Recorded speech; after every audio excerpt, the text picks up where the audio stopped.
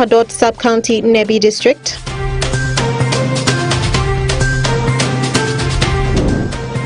Office of the Prime Minister constitutes complaint desk for the implementation of the executive order.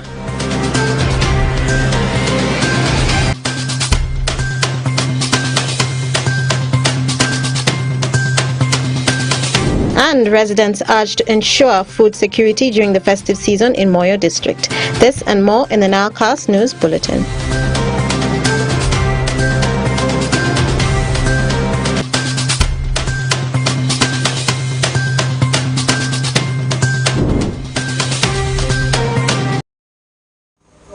It's the 19th of December 2023. You're most welcome to the NILE CAST, only on West Nile Television. Now let us dive into some of the stories of the evening. One person has been confirmed dead and 12 others currently hospitalized after they consumed charms administered to them by the witch doctor in Padot Sub-County, Nebi District. Alfred Jawok has more. The deceased, only identified as Gilbert Owashi, 32 years, was pronounced dead at NILE Hospital, where 12 of the victims are currently admitted, while one person is receiving treatment at Midere Health Center 3. According to Dennis Opeo, Chairperson Local Council 3 Padot Sub-County, the witch doctor, who is yet to be identified, came from Lera and was invited by one Carlo Ometom to help him recover his 17 herds of cattle stolen from his kraal located in Lojudongo, Nyaravurangal Town Council. Opeo further revealed that the witch doctor, upon doing his work, he forced some residents to swallow traditional herbs, which later paralyzed them and rushed to NILE Hospital and Midere Health Center 3, respectively.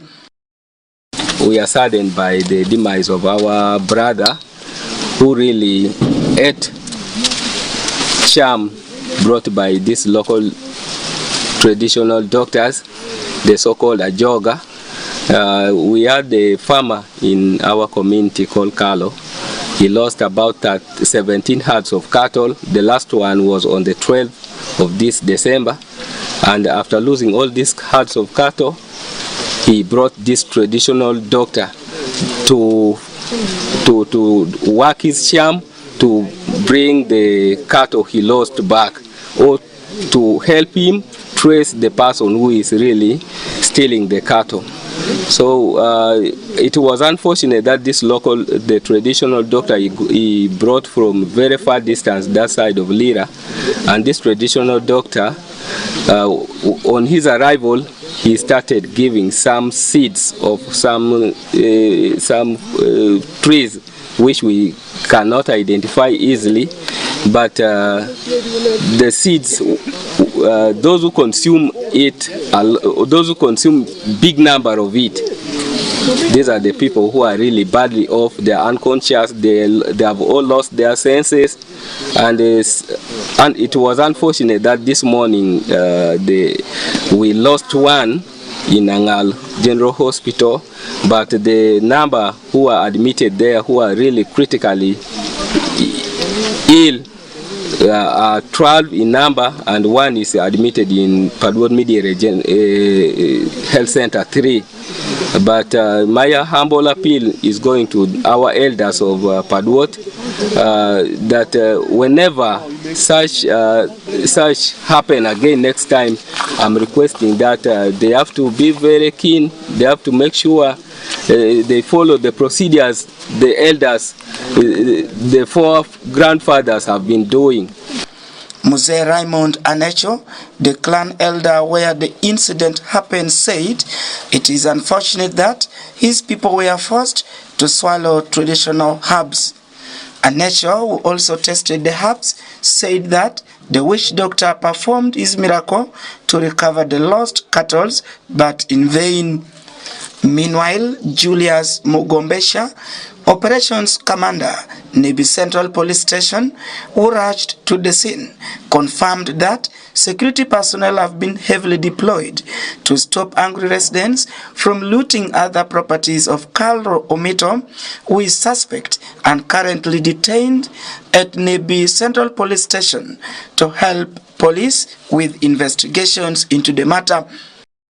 Here, let us take a proper channel of handling the issue which is now on the table. Donc ebe kwai wun sheke ma wuni ka ken niya ya wa lube yore matera pineno kin mora mo kan dar ko lembe ma dar kan wo kin eni. Let us not take our laws into our hands because you have that pain and you go this way because the houses, crops, animals on the village. Donc e wa shonia ya ko de watinga shik ishingwa ko ni kungeshi mo tie ko do jimo ko be shi ai gi shige sha ko tima yeki gi echa dong shik tiu ku di bedorach.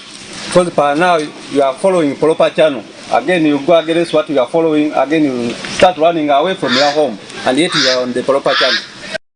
The ways of these people who are in the hospital be taken to better hospital right now. We are mobilizing now ambulances to come and they take them in the better hospital. Yes, you say you're not going to be in Kodo Kane picture, okay? Because we are alliance with the district, RDC, Chairman 5, they see how we can assist our brother who are in the hospital, be referred to the better hospital to get a better medication. In the meantime, Dr. Patrick Komakech, who is handling the victims, said the health conditions of the victims are unpredictable and advised Nibi district health officials to refer them to a regional hospital for further management. From NILE hospital here. Yeah, yesterday we received 13 patients claimed to have been charmed by witch doctor, which up to now we have not yet gotten any clear history, but they came when they're all unconscious and confused. Some were confused, some unconscious, but we have tried to manage some of them. However, they are not responding to treatment. They are not responding to our medical treatment. So far as I talk now, we lost one this morning. The rest are still there, just very confused, and they are doing certain gestures. Some are behaving like they are eating. Some are behaving like they are counting money, talking uncoordinated words. Yeah. So basically that is it, but there is no much improvement as I talk now. Yeah, thank you. When our reporter visited the victims at NILE Hospital this morning, all the victims are unconscious, unable to identify their relatives and their conditions worry most people in Paduot Sub-County, Nebi District. Only one person, Carlo Omito, the owner of the cattle, has been arrested and the body of the deceased was conveyed to Nebi General Hospital for post-mortem. Alfred Jawok, West Nile TV, NILE CAST. And more in our stories. As the operationalization of the implementation of the first phase of the Executive Order number 3 of 2023 gets into week 3, so far 4,691 cattle have been impounded from the districts of Gulu, Amuru, Pader, and Lamor in the Acholi sub-region and Apache in the Lango sub-region. Take a look. As the Joint Security Team intensify their operation while implementing the Executive Order number 3 of 2023, the region has started seeing the number of animals living. 3,386 have exited the region. What is being held in the temporary holding grounds are 1,306. The minister also explained that Lango sub-region have registered smaller number of Balelo cattle keepers compared to Acholi. That explains why the variation is like in the operations and the number of cattle exiting each region. Apache is easy because they just cross Lake Hyoga. That is why they have 1,596. But also Otuke, not very many.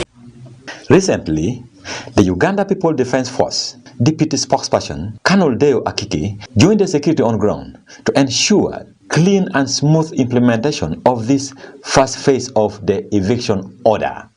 Like here you can see it's 1, 2, 3, 4, but we have seen where you will find only 3 wires or maybe 2 wires.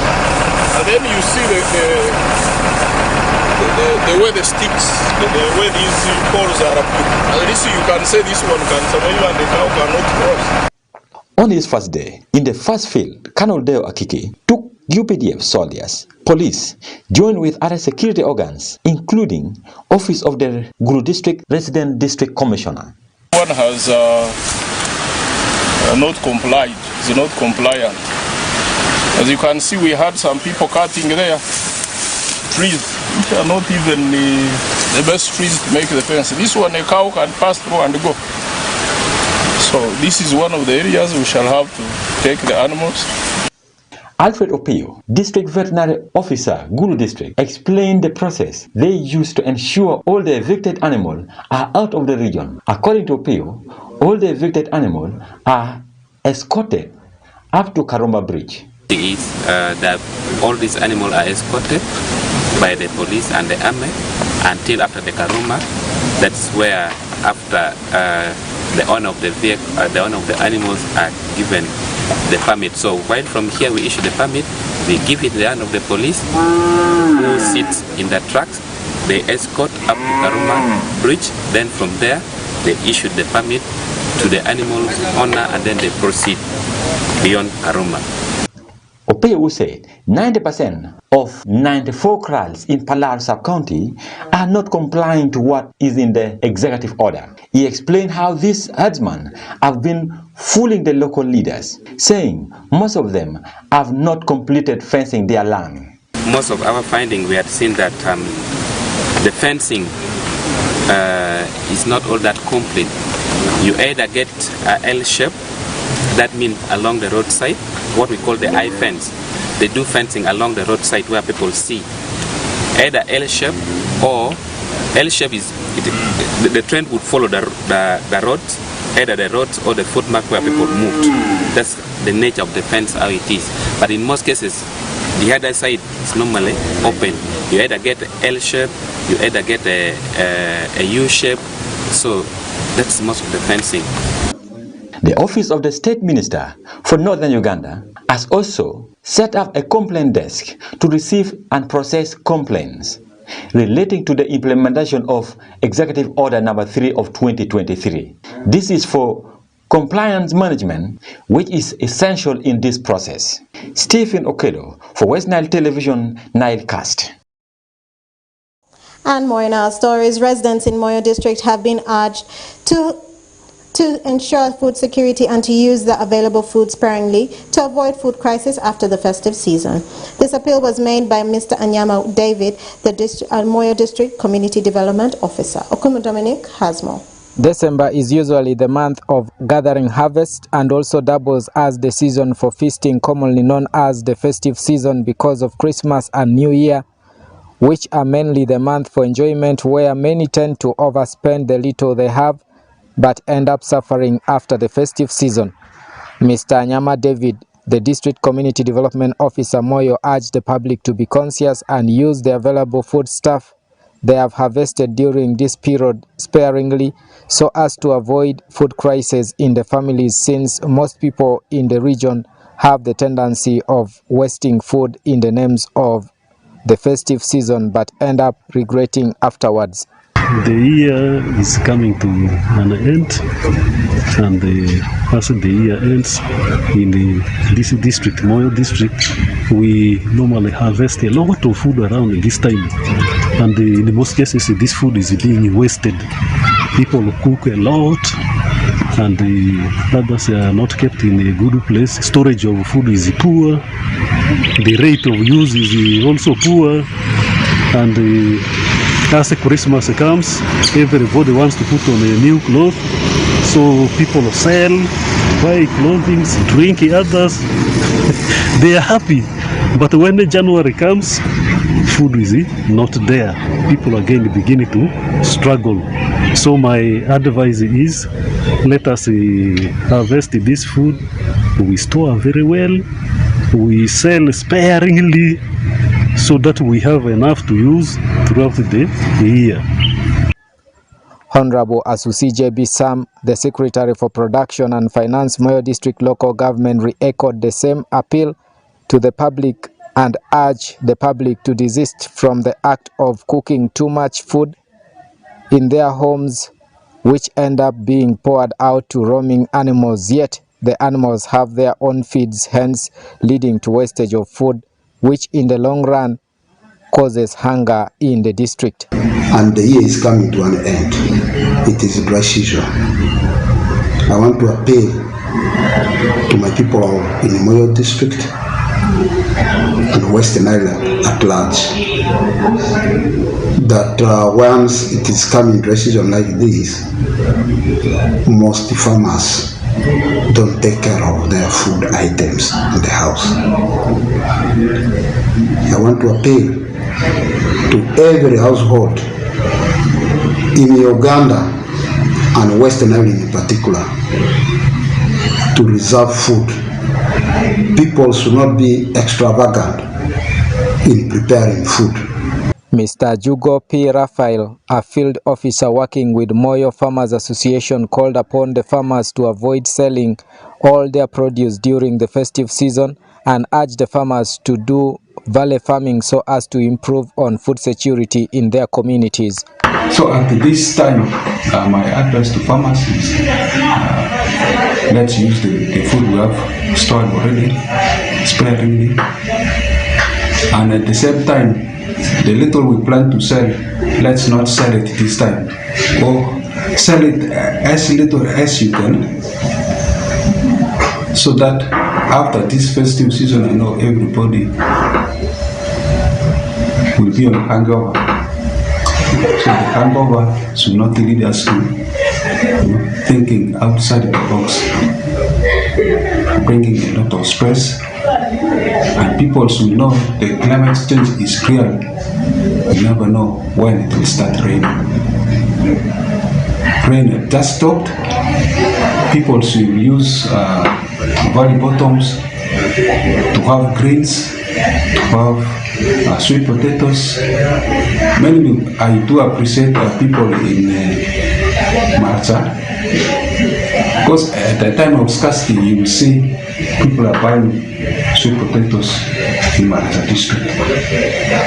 That's one aspect of fighting food insecurity at our community level. Most farmers in the district and beyond tend to get overexcited after realizing good yields, especially during the festive season, and this too much excitement in most cases tend to make the farmers to be extravagant while spending their food stuff, with others ending up selling their produce cheaply during the festive season, and others end up drinking the money they get from the sales and later remain in crisis after the festive season.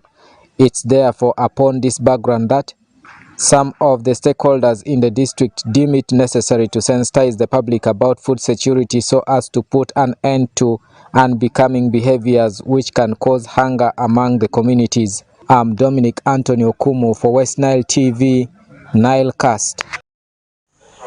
And more in our stories. A section of students from Germany has expressed their have been impressed with the Acholi community for using traditional dances and drama to promote the Sustainable Development Goal number 5, which focuses on promoting gender equality and empowering women and girls at all levels. Take a look. While in Uganda and Gulu City, in particular, the German students visit Kekwaru Pagaya and they were ushered in by Buola dance, which is a royal dance.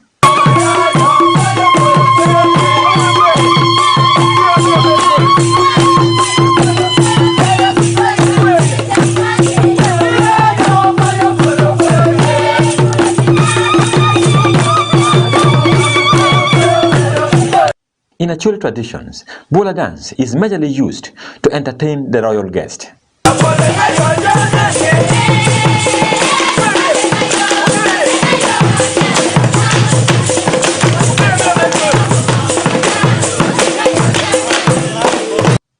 Later on, Ruot Okwanga Yusuf Ader, a traditional chief of Pagaya clan, was also ushered in with Buola dance. This particular dance is also performed to welcome a Acholi traditional chief in a public gathering.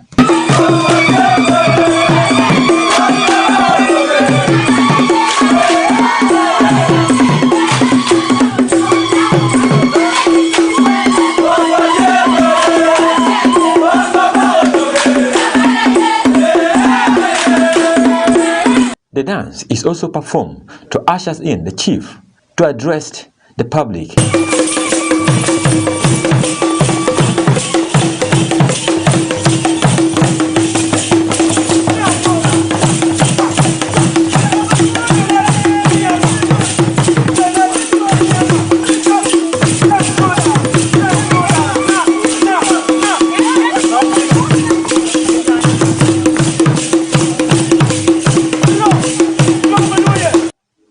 Edward Okwonga, Yusuf Ader, who requested the German delegations during their exchange visit to assess how cultures is influencing gender equality in Uganda, to set up a school to teach the young ones German language. In Gulu, Okwonga says the school will unlock the language barriers which have been blocking Ugandan's youth with desire to work in German.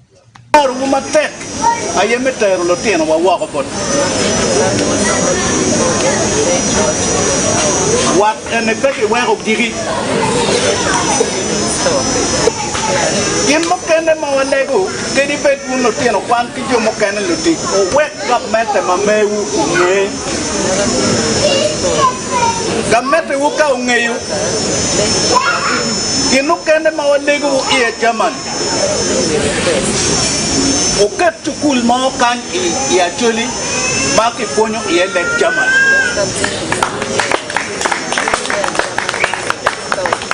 wego chak rubu kin lutino wa kan ka cher ka tiji German no do nge le ko ki kan do cher ka tija. Klaus Janowski, a German student, says from his experience with the Acholi community, there are a lot of traditional activities in Acholi that promote gender equality. Acholi traditional dance is exceptional because it helps to break the stereotypes among young people. Dancing is a universal language for one, because it doesn't require language skills for English, German, Acholi. And also I think it can break with gender stereotypes, teaching all children the same dances or the same dance moves, to dance with each other respectfully and equally, and just concentrate on the dance, the movement, and what you want to convey. And yes, it shows that every person can move equally, and I think that is a big experience for children and for young people.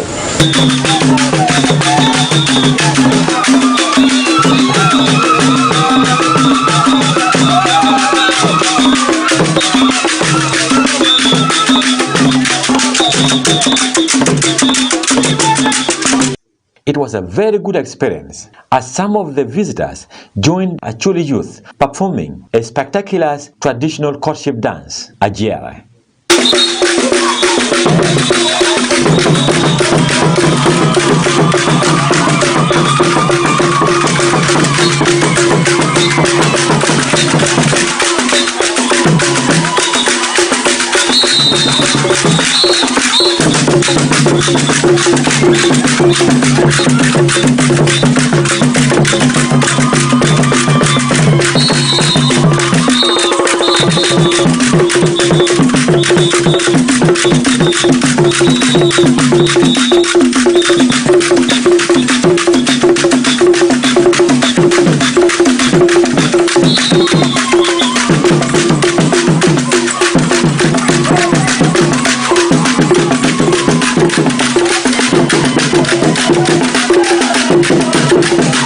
Gifty Claire's wife says her experience with the Acholi community remind her of our motherland, Ghana.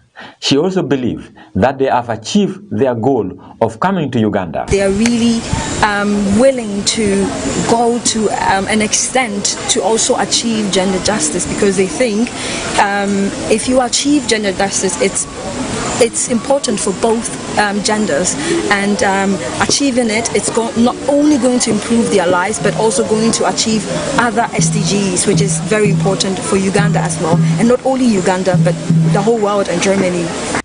Solomon Rajkara, a coordinator, grassroots women and men's associations, explained the importance of this exchange visit. We are so much trying to check and balance the culture, the belief, the civic, the legal perspective of gender justice between Uganda and Germany. And directly we have invited 10 German on gender sensitivities to Uganda, and also 10 Ugandan who will go to Germany early next year to learn the same. According to Solomon, during this exchange visit, the two teams will be accessing and comparing notes on gender justice, because every culture has its own belief. In Uganda, the team jointly visit university, cultural institutions, and they are going to visit a few homestays as well. Stephen Okere, for West Nile Television, NILE CAST. And more in our stories. The Nile Girls Forum, a non-governmental organization working to uplift the reproductive and sexual rights of girls and women in the West Nile region, organized a 2-day workshop with various stakeholders in Arua City. The meeting attracted victims of sexual abuse, gender-based violence, and several leaders to discuss challenges affecting the girl child and women. Take a look. As the world celebrates the festive season, stakeholders across West Nile region raise concerns over the rising cases of gender-based violence. This comes at a time when Nile Girls Forum dives in engaging women and duty bearers from the 13 local governments across West Nile on knowing their rights. Faith Birunji, who works with Nile Girls Forum, says that the training aims at empowering the young girls and women on their rights in the post-16 days of activism era that climaxed recently, which focuses on ending gender-based violence. So we are here today to do a training on the post-16 days of activism, where we're looking at ending violence against young women and girls. And through this training, the ladies have been empowered. They know their rights, sexual and reproductive health rights, and we had leaders as well that attended.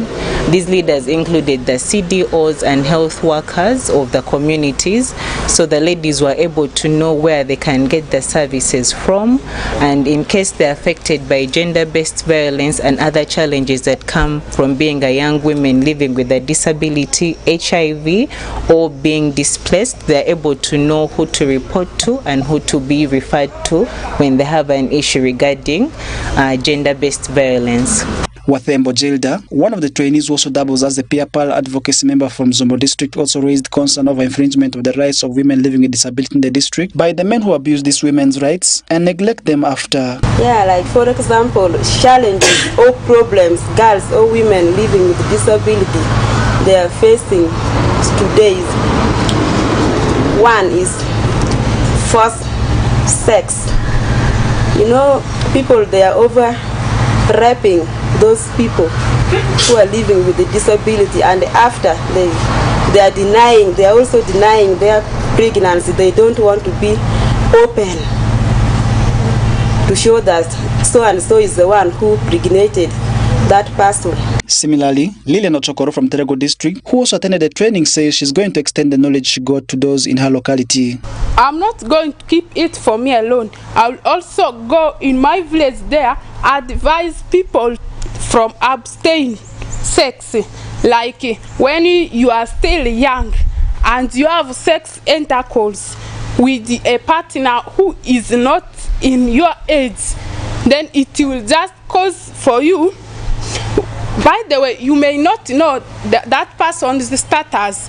Assuming, how will I know that the person is with HIV? I will first advise them to go and seek for medical check-up in order to know the status before they do anything. Badaru Aida, the Community Development Officer for Katuni Sub-County in Terego District, says that the leaders of the district are already working towards reducing the gender-based violence cases through community policing. Concerning cases of GBV during especially the festive season, we have worked hand in hand with other stakeholders to ensure that the communities are aware of the challenges and the effects of GBV cases that happen in the communities. What we have done as local government is to organize community dialogues. These community dialogues are meant to create awareness about GBV cases in the communities, whereby the communities are involved in participating fully in stopping domestic violence against girls and women in our communities. A total of 50 women benefited from the 2 days engagement by the women-led non-profit organization, which works towards promoting sexual and reproductive rights of the girl child and the women. Farish Majid, West Nile TV, NILE CAST. And more in our stories, the president of the Democratic Party, Norbert Mao, says there's divisionism in the party, terming it propaganda aimed at defaming the party. Shortly after signing the cooperation agreement with the ruling party National Resistance Movement, a feud broke out after a section of the DP leaders led by Buke South Member of Parliament Michael Luleme Buiga and Mr. Lubega Mukaku claimed that Mao signed the agreement without their consent. Mao believes The Democratic Party will present one candidate during the forthcoming 2026 general elections amidst the factions rising tensions in the party. Take a look. I think it is a matter of people choosing what they want to believe or not. And I don't blame anyone who doesn't agree with me, because everybody has their own brain. What we did was to sign a cooperation agreement. That means the Democratic Party maintains its identity as a separate political party, and we will field candidates as DP. But I understand where this comes from. We're in a country where politicians like demonizing each other. So many people think you can succeed if you demonize the NRM. And there are also those in NRM who believe that you can succeed if you demonize the opposition. Both strategies cannot work. We are all Ugandans. So DP is still DP, and I'm still the president of DP.